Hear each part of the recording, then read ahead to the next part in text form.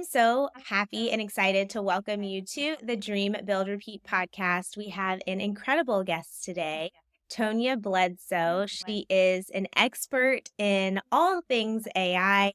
So, we're going to dig into artificial intelligence, how she got into this space, and then we'll also spend the bulk of our time talking about legacy, which is what I am most excited about. So, welcome, Tonia.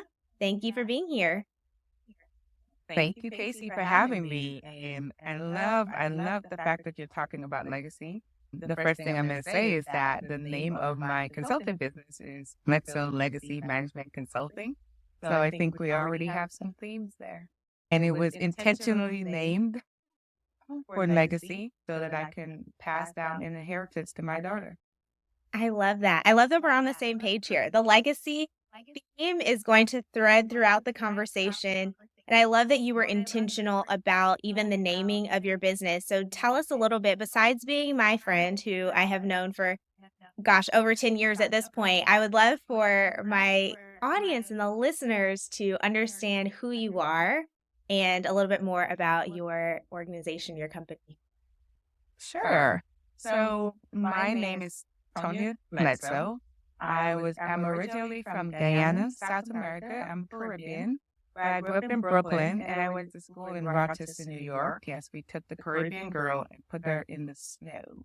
But there's an interesting story behind all of that. But I grew up, once I graduated college, I became interested in technology and I ended up having a really successful career as a SaaS implementation partner in government and in finance and various different industries. And then also helped to build, I went to a startup and helped to build their organization, professional services organization, where I started as a program manager and ended up as a VP of professional services.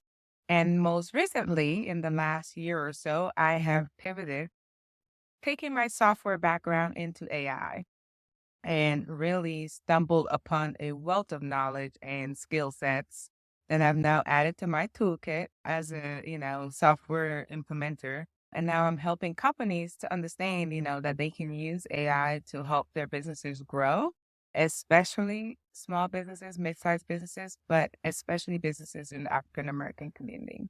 And I actually that's where my passion lies. So my passion is to make sure that in this new era of technology, that our community, brown and black, we don't get left behind. That's a quick introduction. I love that. So you had been working in a space when we actually went to lunch to run this back. We went to lunch a few weeks ago and had such an incredible conversation. I personally was mind blown and took away so many tips and tricks, but it really surprised me because you had this very set and determined path within your technology background, within your implementation background. And so I was incredibly impressed that you decided to shift and transition and take on new skills and take on new learnings because that can be a challenge. Like you get into a space and you get really comfortable there. What inside of you said, hey, I think it's time to do something different. I think it's okay to do something different and to learn something new, especially something emerging like artificial intelligence? Yeah, so I think I'm so glad you asked this question, mostly because as women in the corporate America, we do get set on a path, right? We're taught to grow up, get a job, become successful. And a lot of us are very, I would say, we can become like a Swiss Army knife. We can become a generalist at so many things because we feel like we have to be so much better. We have to keep growing. And so I think there are two things. One is I've always been a person who wants to learn more and learn the latest tricks and things.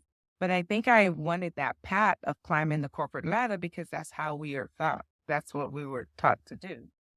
And so I think until I was forcefully sat down. So I was laid off in January 2023, but I feel like it was one of the best things that ever happened.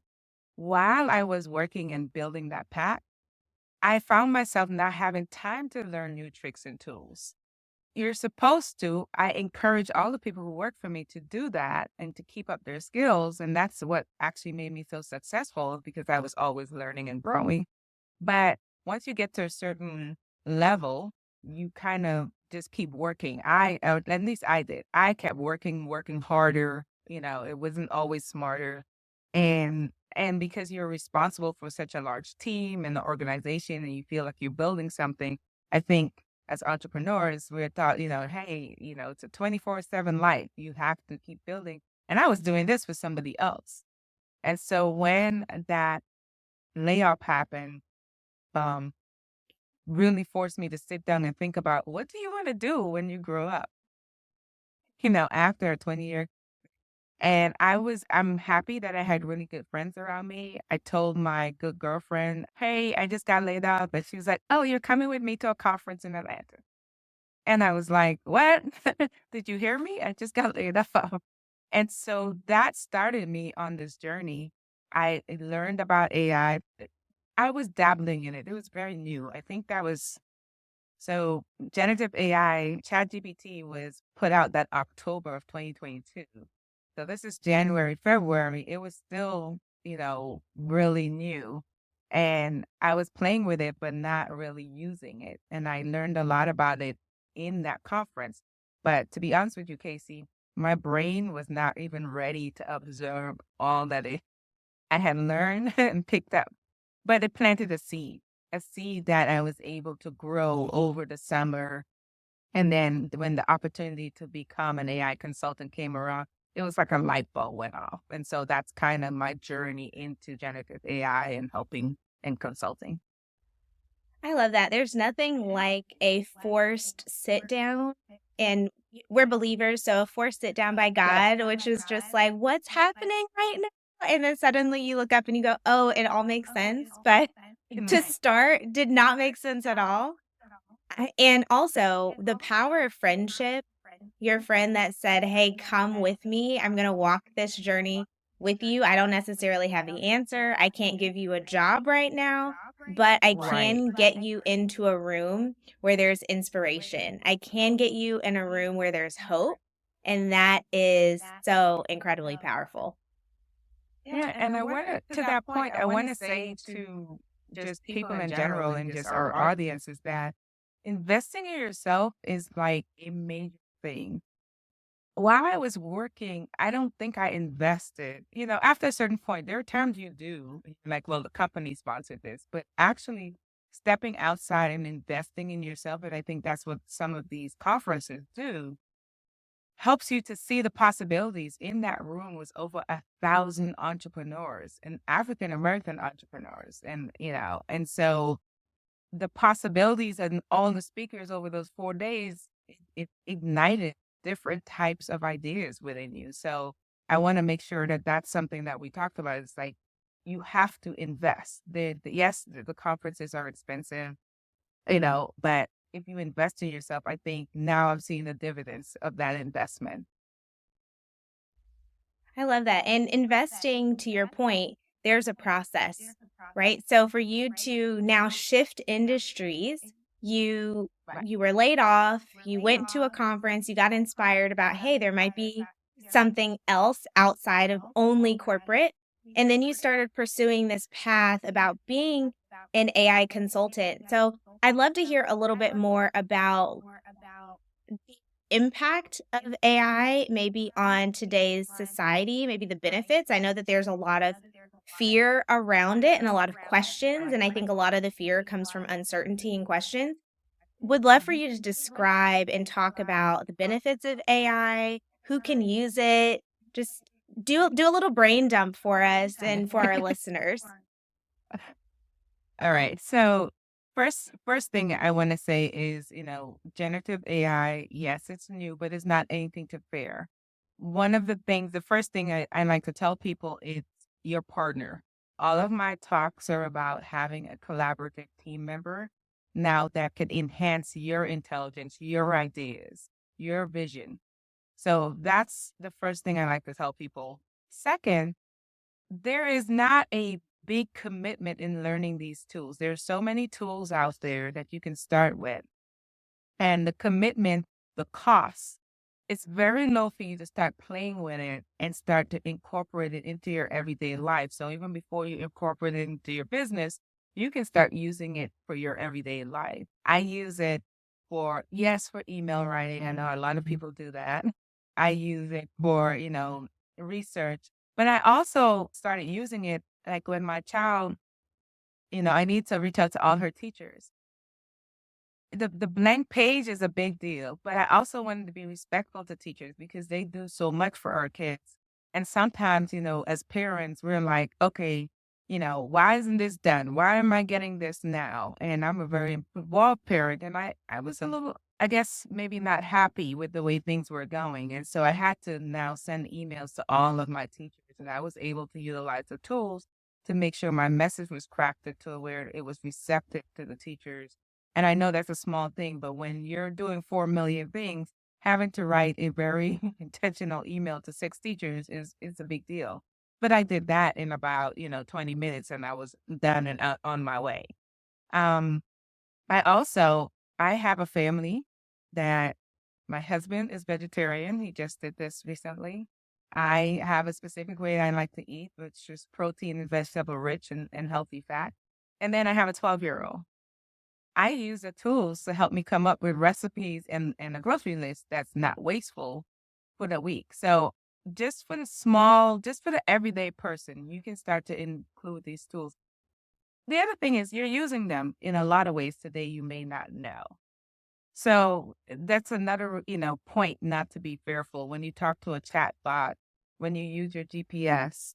There's so many places that it's being used today that you're already using it. Now it's just time for you to take a personal responsibility and invest that time. I believe getting to where I am today with consulting that generative AI could be a tool to help close the wealth gap. And the reason I say this is if anyone has had the time to look at the McKinsey research that came out last year, it talked about all the spaces, but it also talked about how these tools can help close the wealth gap because small businesses that are struggling to get capital or struggling to do their marketing or struggling, to do any of those things, because a lot of times there are a lot of solopreneurs behind these small businesses now have tools that can help them 10x and sometimes 100x their productivity with very low investment. And so when I started to see the many ways that this can happen, I was like, oh wow, these tools, these generative AI tools know no color boundaries, have no, you know, they're there for all of us to use. And if we're able to leverage them, we can definitely do that. So that's just one of the ways that I believe that these tools can help. I'll pause there so you can Yes. jump I in. I love that you shared that because I am somebody who works a lot around communication, messaging, branding, and one of the things that I would tell people is like, we would have a conversation and then I would have an idea and I'm like, this is your messaging. This is what you can say. And to me, AI started to feel like a threat to that specific skill set and talent. Right. However, when we had our conversation, I started thinking about, what does it look like to have an additional pair or 2 or 10 of hands that can write an email that needs to be quirky and clever, but does it actually have to use Casey's brain space? Can I use my brain and the thing that makes me money more efficiently? So really shifting the concept from AI is taking something over and artificial intelligence is going to Right. steal from us. I think the idea of what you're talking about is really adding to our lives and making us more efficient so that we can spend time on the things that only we can do, like only humans can do.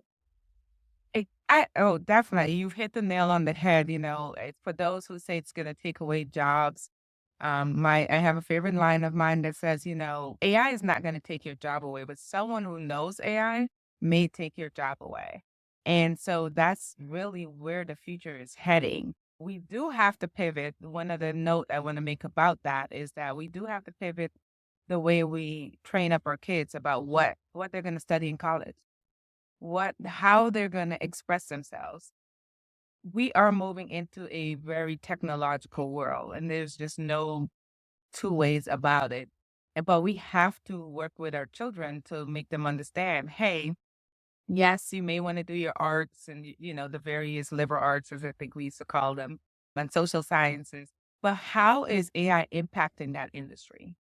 Where do you want to, create your path in your lane? And it's going to open up a lot of new industries. So one of the things that the McKinsey report showed is that we will lose jobs. Those jobs that are manual and monotonous and, you can, train a robot to do. But we will also gain much more jobs than we lost. The only caveat to that is that your skills that needed are going to be higher skilled jobs.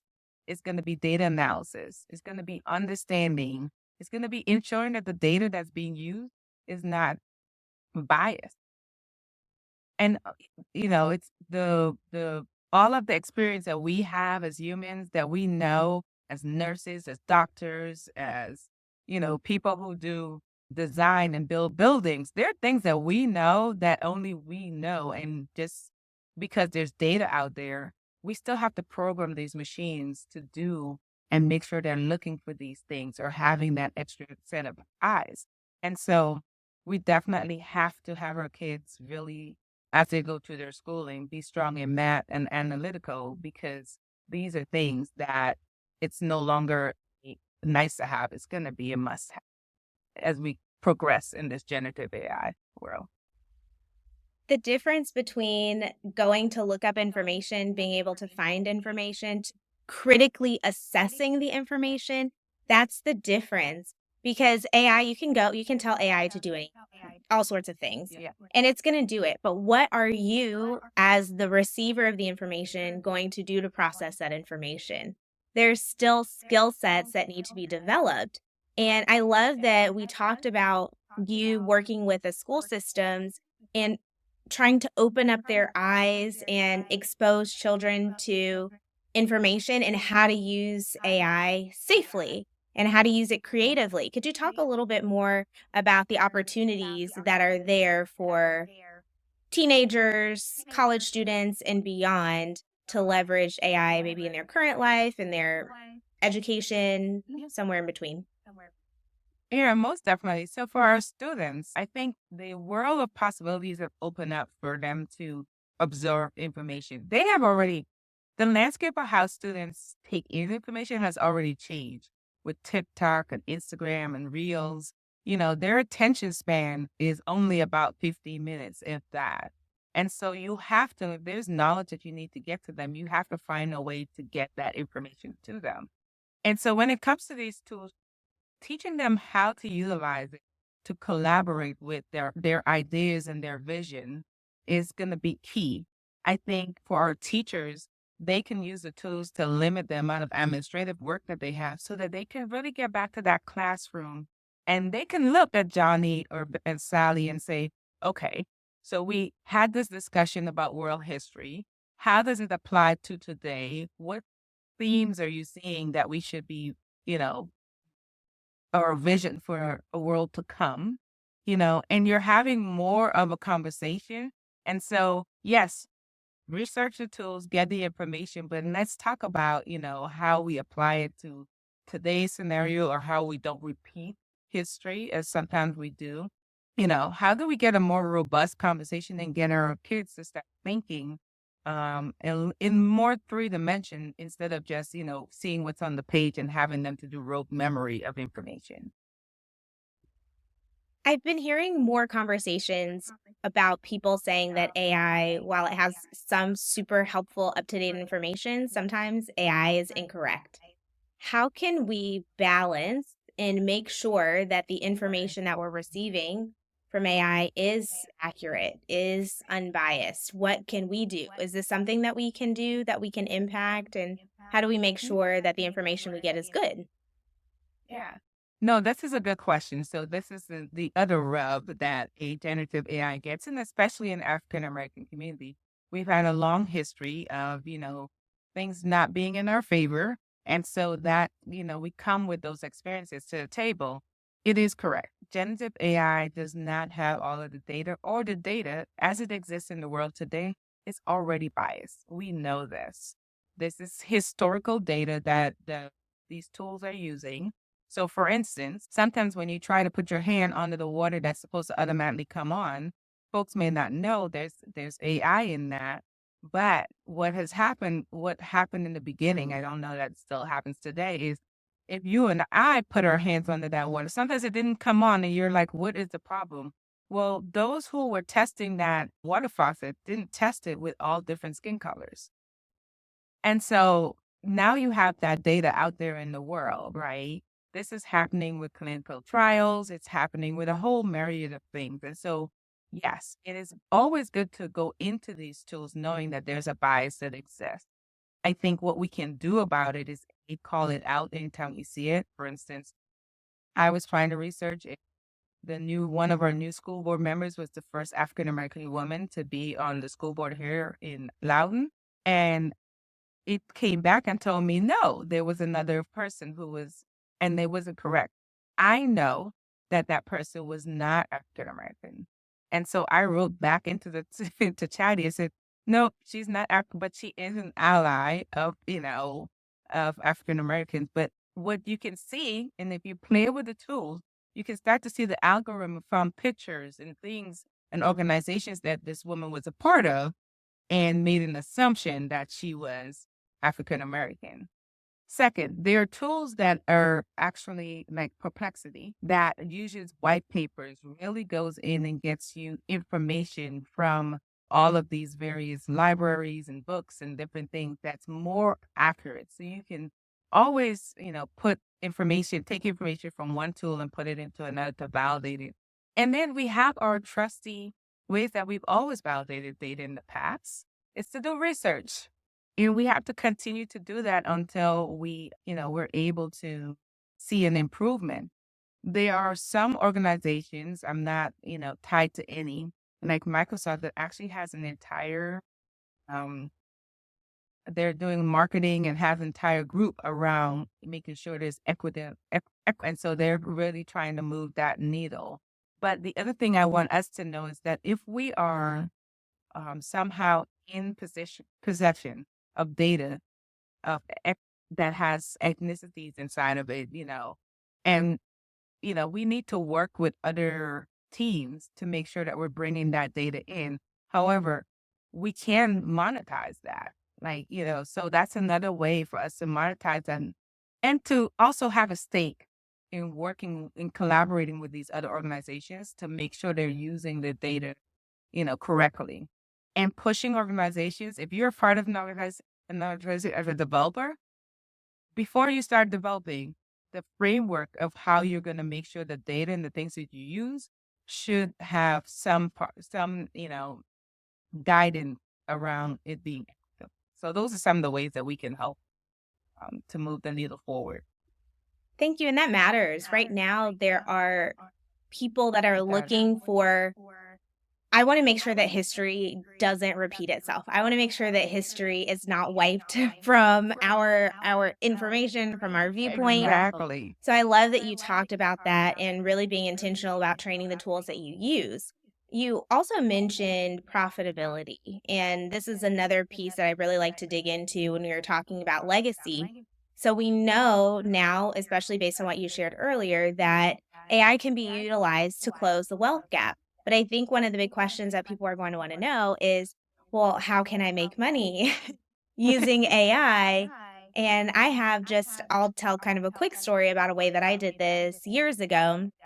I utilized a very early AI tool to do transcriptions. And so I utilized those transcription services as a part of my book writing process. So ultimately, I ended up making money from an AI tool, and it really cut down a lot of the time that was needed in order to produce, edit, update my book, and things of that nature. So that's one way that I personally have made money using AI. But I would love to hear from you, Tonia.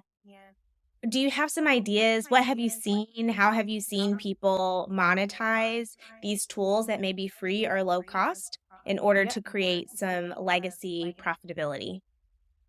Sure. So right now, I'm gonna speak to those who are maybe just looking for a way for a second stream of income. I think what we know is that even if you have a job, you have to have multiple streams of income to be able to build wealth. And so one of the ways that people are upskilling is by learning some of the tools. You kind of touched on it from marketing. Marketing and brand management and all of these areas have so many tools out there, and many of them free that you can start with, that if you were able to use this, you can now go on to Upworks or Fiverr and lend your skills out in that way, and provide a service to help people to manage their websites, to update their branding, to create blog posts. And you can spend, just a little time utilizing AI tools that will help you to be able to churn out multiple different versions for different customers. So that's one way. For companies that may already be established as small businesses, a lot of things that probably bog down your time, that's not even the things that you like to do. There are so many tools out there. For instance, so you may not have the money yet to hire someone to do your blog posts or your marketing, but now with these tools, you can spend maybe one day setting up all of your content and your blogging and your scheduling them and have them posted all with using AI tools. You can generate as much as 30 pieces of content in less than an hour and schedule it out for the rest of the quarter using AI tools. So that is one way. What we're doing today, we're having a podcast, and I know at the end of all of this, there's going to be lots of content for Casey to be able to utilize the tools that we're using. There are tools out there that will take your transcripts and create reels for you. They'll, make, you can even turn them into blog posts. There's so much for that solopreneur to be able to utilize. And I know I'm focusing on marketing because those have fun tools, but but as a business that's already thriving, you can start to look at your processes in the back end of your business to see, how are you onboarding new customers? How can you use AI to make that onboarding process work without you? How can you hire a virtual assistant that will, be able to utilize AI tools to be, you, so that you can go out there and get those bigger clients and you can scale up your business. So you can definitely, there are so many tools that are able to help you manage your back end, manage your front end, help you with speeches, help you reach a larger audience, by just having a workshop and picking up two tools and saying, hey, let me teach you how to do this. Training and development. Oh, it's now a big deal. It's all online. You can monetize those. So that's just some. I could probably keep going, but I'm going to pause there for now. No, the list is endless, and I love that the list is endless. We find that there are many tools, or maybe at least I've been finding this as an entrepreneur, a lot of the tools that I've been using now have an AI component in beta. It's Yes. over in the corner and it's like, "Do you wanna try it?" And my answer is yes, it's free. Do it while it's free, and then you get the benefit of the tool, of the resource, and then the company gets the benefit of the experience. But I just love that you say and you have shown us how many opportunities there are. We could get into, like, specific tools, but I almost feel like if we get into specific tools, it's gonna be out of date in 3 seconds. So Oh, but I well, don't know I if you can. have any suggestions maybe on how to find a tool that works for you, maybe kind of in a general sense? Sure. Yeah. So yeah, it definitely begins with whatever you're trying to do. But I would always say, for people starting out, here are great tools that, I feel you can just start with depending on what you're doing. If this is teachers, whichever industry. ChatGPT, pay for the upgraded version. It allows you to not only write and research and ask it to do a lot of different things. Note, you must train your tools. That's a whole nother segment. That is one of the ways, but now you can also get images created and have access to a combination of a whole host of tools. So that's one that is worth an investment. Canva. Many of us use Canva every day, but if you update to the pro version, it now has AI in them. And so as we were talking, or as I was waiting for us to get started, I was creating a presentation for something else I'm doing later this afternoon with Canva AI. And so it has that Canva AI is like a 4-hour master with all the things that it can do. And so Canva, and then the last one I would say is Perplexity. This is a free tool. It really helps you research and make sure you're getting correct information. It has white papers, government website. It's really a good one to balance out all the other things that you're going to be using. So those are my top three for anyone who needed three tools. But yeah, you're right. There's so many others. The other place that you can do is, go to YouTube. There are so many people trading on tools. And then there's a website called There's an AI for That. So we used to have There's an app for that. There's a website called There's an AI for That to help you find tools for anything that you need to use. So that's all I'm gonna drop today. Those are great. Those are great drops, and they will be dropped into the show notes for those that would like the specific direct link to them. Because I know when you're listening or watching, sometimes it could be like, how do you spell that? So it'll be available in the show notes, and the show notes will be generated from the transcript, which again, we're utilizing AI for that. And even this podcast is tied to some AI tools. I love that. And Tonia, I so appreciate your time. I know that when I walked away from our lunch together, my mind was just reeling. And I'm like, I have so many things that I need to do. I now have so many open questions, which are good open questions, but you don't have those questions until you start working. Anyway, that's why I knew I had to have you on the podcast. I knew that your voice was really important for this season and for now. And I so appreciate your time, but I would love if you could think about and share what's a takeaway or what's something that you want to leave with the people, as this will be kind of our pause, because I know that we'll have to come back and do a part 2. But this will be our pause for now. What's something that you Right. can leave with our listeners? Sure. I think I want you to just know that just try a tool. AI is not going anywhere. We need to embrace it, and you can do it too. So I'm sure that Casey's going to provide my contact information. And if you want to learn more about that, please definitely contact me. I'm available on LinkedIn and a couple other places. And last but not least, and Casey knows this, but I'm very passionate about closing the wealth gap, about making sure our educators are prepared and our students are prepared with AI. And so, coming soon, I will have a book that is speaking to this exact topic. And so, look out for information about that. And so, I really appreciate you, Casey, for allowing me to come on and share just a little bit about what I've been doing. Casey and I, we seem to have parallel lives. So, so I don't think we could stop talking the other day. No, I mean, we went to lunch, what, 3 hours? Maybe longer than 3 hours. 3, like Yeah. 3 and a half. I just yeah, and we still were like, "There's more." I love that. Now, Tonya, I did wanna give you the opportunity to say out loud your contact information. I will link it below, but, Sure. uh, your website, if you are using social media, just kind of plug those. Again, they'll be linked, but sometimes it helps to just hear it. It just helps to hear it. So my website is Bledsoe Legacy Management Consulting. So it's BLMconsulting.com. Second, I am on Instagram. I think I'm missing Mrs. Bledsoe on Instagram. And LinkedIn is just my name, Tonia Bledsoe. I'm more active on LinkedIn. Yes, I'm taking a longer time to catch up on some of the other social media tools, but I think those are the three areas you can find me most times. It's LinkedIn, Instagram, and my website. Look, you don't have to be everywhere. This is a thing. Where are your people? If you are consulting with organizations, Yes, they are on LinkedIn, so I they're think on that makes LinkedIn. sense. You're in the place where where they are. I love that so much. But Yes. thank you, Tonia, for your time. It has been so incredible. I know that there are going to be countless questions. I want to encourage those that are listening and watching to feel free to reach out to Tonia. She's a wealth of knowledge, and I know that she will help point you in the right direction if you have questions or thoughts or observations. I would love to encourage you to reach out to her as well.